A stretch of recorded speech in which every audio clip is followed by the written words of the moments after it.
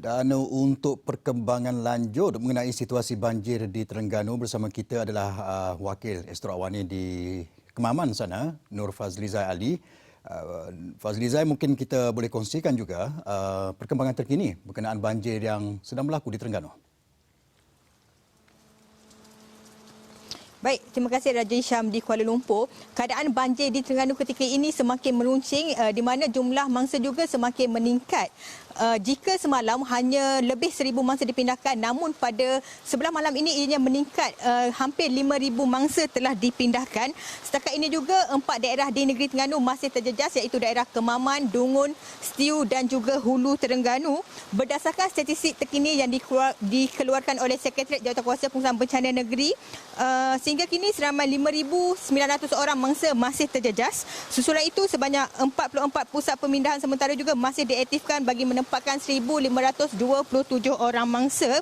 Sebanyak 1,199 keluarga yang terjejas itu dipindahkan ke 24 pusat pemindahan sementara. Dan ketika ini juga daerah Kemaman masih merekodkan jumlah mangsa yang paling ramai, di mana melebihi 4,000 orang mangsa. Dan manakala daerah Hulu Terengganu pula hampir 400 mangsa telah dipindahkan. Dan Raja Hisham, ketika ini hujan lebat masih melanda di daerah Kemaman, dan saya jangkakan keadaan ini akan berterusan. Jumlah mangsa, kebanyakan trend peningkatan mangsa-mangsa banjir ini berlaku pada sebelah malam. Jika malam tadi operasi pemindahan mangsa banjir ini masih berlaku sehingga jam 5 pagi. Dan hujan lebat yang melanda ini juga menyebabkan laluan di Tol Cukai terpaksa ditutup oleh semua kenderaan, Raja Hisham.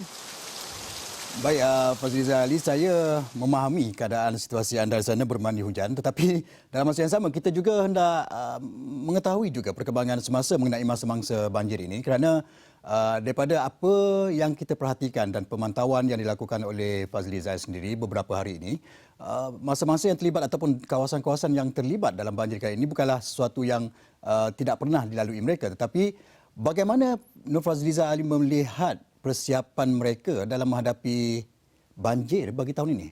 Adakah dilakukan lebih awal atau macam mana?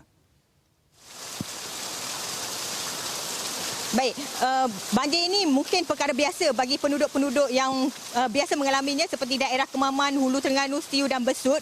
Bagaimanapun ada setengah kawasan yang tidak biasa dilanda banjir juga dinaiki air, dan boleh dikatakan seawal bulan November penduduk-penduduk di negeri Terengganu ini telah melakukan persediaan awal untuk menghadapi bencana banjir ini. Seperti di Kemaman ini kita tahu pengalaman 2013 itu memberi pengajaran yang berguna kepada mereka untuk melakukan persiapan awal, dan jika hujan turun mendadak melebihi 2 jam, mereka pasti akan membuat keputusan untuk berpindah lebih awal ke pusat pemindahan kerana bimbang perkara yang tidak diingini berlaku kepada keluarga mereka, King. Baik, terima kasih Nur Fazlizai. Kita mengetahui amaran daripada Meteorologi Malaysia, tentunya selepas ini banyak lagi akan diupdate oleh Nur Fazlizai Ali.